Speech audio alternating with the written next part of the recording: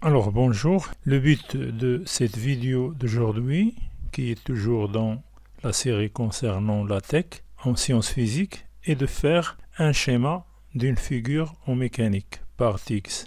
Et je vous propose comme exemple mouvement d'un corps solide sur un plan incliné d'un angle alpha par rapport à l'horizontale. Et je prends ici une figure extrait d'un exercice de bac 2020, Sciences Maths, session normale. Étude du mouvement d'un skieur.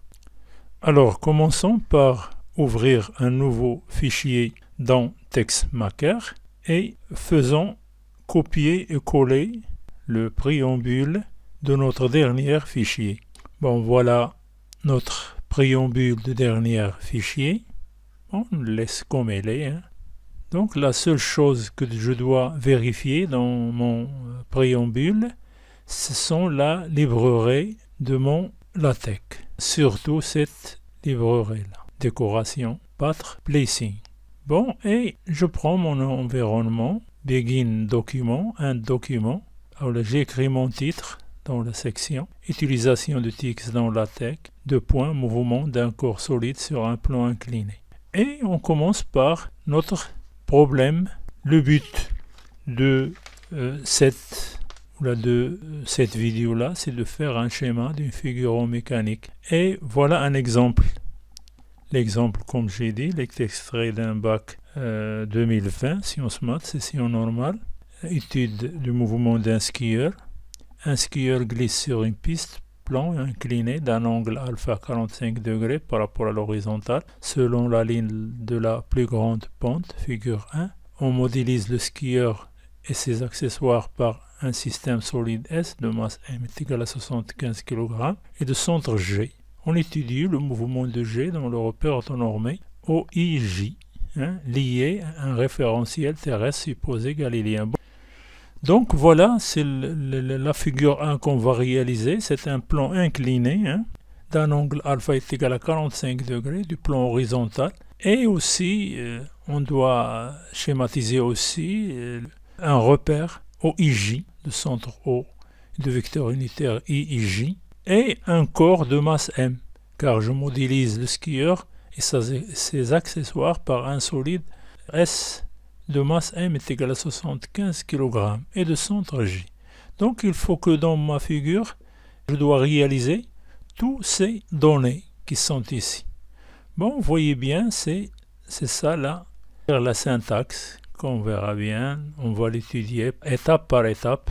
Donc on va commencer par l'environnement Begin Text Picture, échelle 1, and Text Picture. Et on va centrer notre environnement, begin centre, end centre. Et aussi la figure qu'on va réaliser, le voilà. Voilà notre figure qu'on va réaliser, comme vous le voyez ici. Un plan horizontal, un plan incliné, un corps S, centre G, S, deux axes, c'est-à-dire un repère à deux axes, au X et au Y, avec deux vecteurs unitaires, I et J. Et on écrit figure 1, plan horizontal, un angle alpha est égal à 45 degrés. Voilà le schéma qu'on va réaliser avec des codes, des instructions qu'on va expliquer au cours de cette vidéo. Alors, commençons maintenant notre schéma. Première remarque. Alors, la remarque que je fais ici, lorsque je commence à écrire mon syntaxe, faites attention, tout ce qui est écrit après ce pourcentage-là, LaTeX ne tient pas compte lorsque je l'exécute. Donc vous voyez bien ici que je commence pas à pas pour faire mon schéma.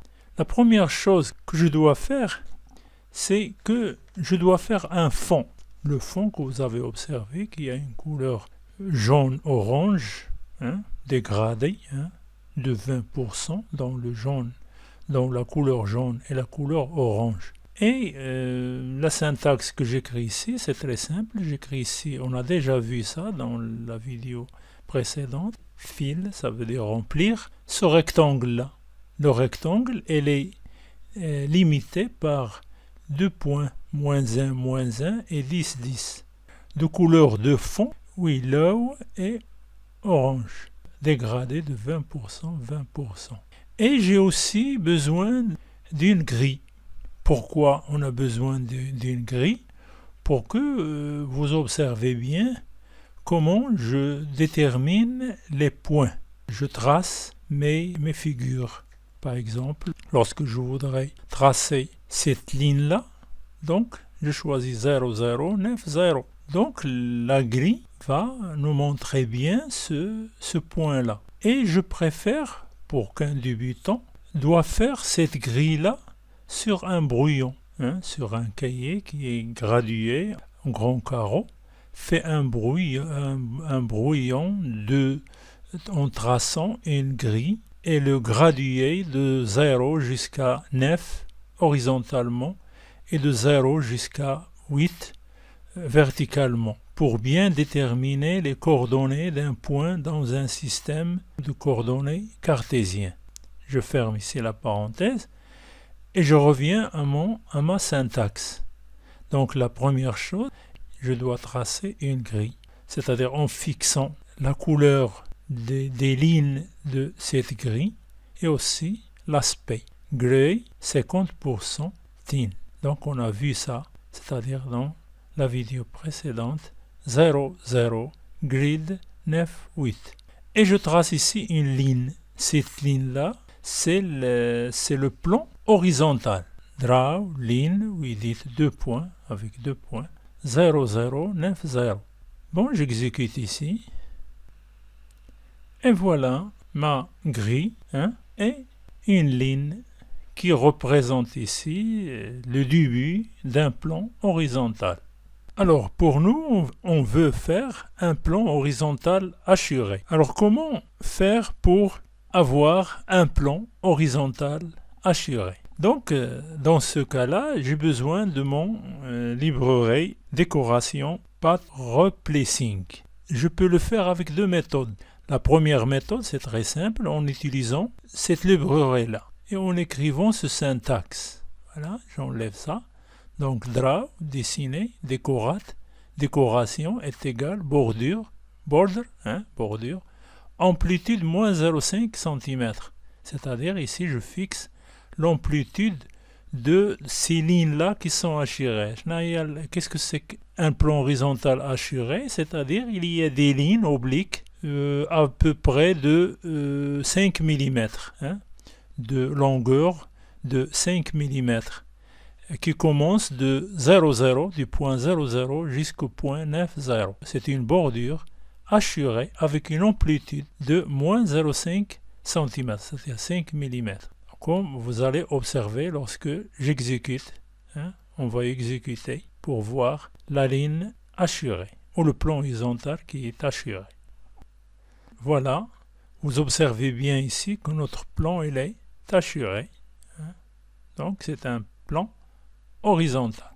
Maintenant, la deuxième méthode. Alors, la deuxième méthode, je peux aussi le faire avec l'instruction for each. For each peut aussi me donner un plan hachuré avec des petits traits obliques de 5 mm de longueur. Quel est le syntaxe que je dois écrire ici? Donc, j'enlève ce pourcentage et je le mets ici. Donc, j'enlève ça aussi. Voilà le syntaxe. For each, pour x, prend 0, 0,5, 1,5 jusqu'à 8. Dessiner la variable x, moins 5 mm. C'est un trait qui est oblique. Mais attention, lorsque j'écris ici x, j'écris ici x plus 0,5. C'est-à-dire, c'est cette translation suivant l'axe des x de plus 0,5 qui va me donner une ligne oblique, une ligne oblique de longueur 5 mm. Et cette ligne-là se répète lorsque x prend 0, 0,5, 8 par exemple ici, lorsque x prend 0 ici, x plus 0,5, il prend 0,5. Donc première ligne oblique, deuxième ligne oblique, x est égal à 0,5, donc ici c'est 1,5, etc. jusqu'à 8. Donc j'exécute pour voir la deuxième méthode. aussi. Voilà. Alors voilà la deuxième méthode. Donc les deux méthodes me donnent un plan horizontal assuré. Alors maintenant on passe à dessiner le plan incliné et le solide S. Pour tracer le plan incliné de 45 degrés, je vous propose une méthode très simple qui fait appel à une instruction qui s'appelle scope. Ici, on va construire deux figures. Première figure, on a déjà construit, c'est le plan horizontal, assuré. Deuxième figure, c'est le plan incliné. Cette option scope, son utilité, c'est pour construire une figure composée de plusieurs sous-figures indépendantes. C'est un environnement qui se limite par begin scope and scope. Avant d'utiliser cet environnement-là, premièrement, on va dessiner le plan incliné et le solide S. Et je le dessine horizontalement. Et j'introduis une deuxième instruction qui s'appelle rotate around. Quelle est l'utilité de cette instruction-là? Son utilité de faire tourner la figure d'un certain angle autour d'un point qui est fixé par ses coordonnées dans un système de coordonnées cartésien. Bon, la première chose qu'on va faire, on va dessiner notre plan incliné plus le solide. Premièrement, le plan incliné. Donc pour nous, le plan incliné, c'est un plan horizontal qui sera confondu avec le plan qu'on a déjà fait. Donc je le répète une deuxième fois. Alors j'écris ici dessiner, draw, ligne with it, 2 points. Au lieu de 2 points, ici je fais 3 points pour bien différencier entre le plan horizontal et le plan incliné. Donc j'ajoute un point pour qu'il soit un petit peu foncé. Donc je le dessine par 0, 0, du point 0, 0 jusqu'au point 8, 0. Deuxième chose, je dessine le solide. Alors je dessine le solide. Donc c'est un solide qui est rempli. Donc je lui affecte l'instruction fill. Je lui donne une couleur de ce remplissage-là. C'est gray, 60%. Et le rectangle, on sait bien, on a déjà vu ça dans la vidéo précédente. Il est limité par 2 points. Premier point, c'est 2, 0. Et le deuxième point, c'est 4, 1. C'est-à-dire, sa longueur, c'est 2 cm. Sa largeur, c'est 1 cm. Et j'écris en haut de cet rectangle, note above, S, le solide S. Plus j'ajoute ici le centre d'inertie de cet rectangle-là, de ce solide-là, c'est G.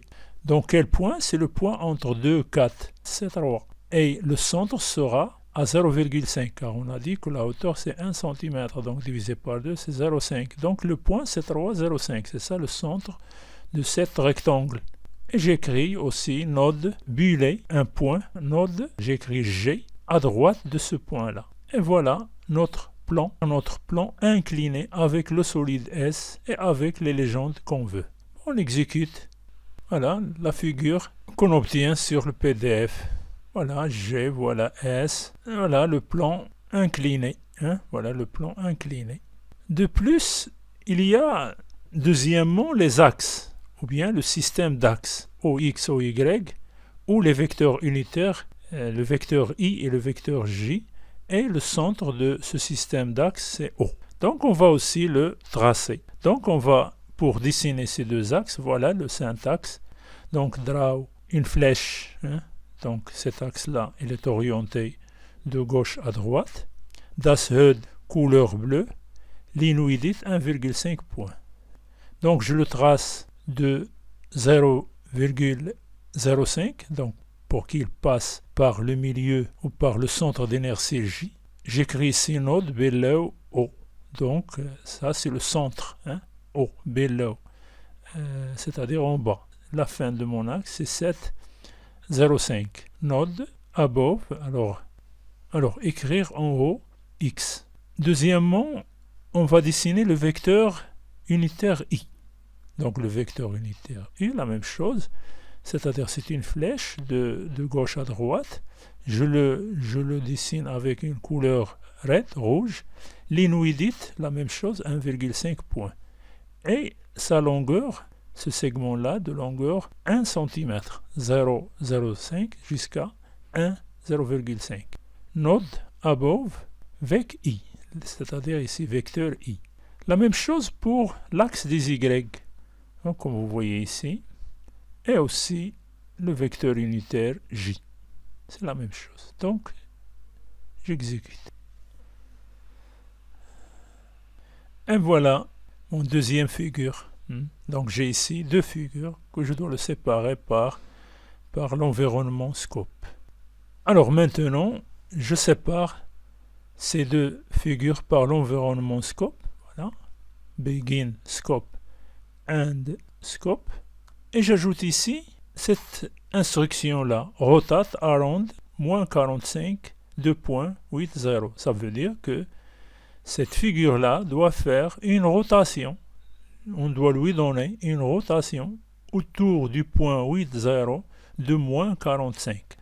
C'est dans le sens contraire des aiguilles de montre. Et j'exécute. Alors voilà notre figure. Voilà le plan incliné, il est 45 degrés, comme vous voyez bien. Donc il nous reste maintenant à dessiner ici un arc pour montrer bien l'angle alpha. J'ajoute ici plan horizontal et figure 1. Deux choses pour terminer cette figure-là. Donc maintenant, je sors de l'environnement scope et je reste dans la première figure.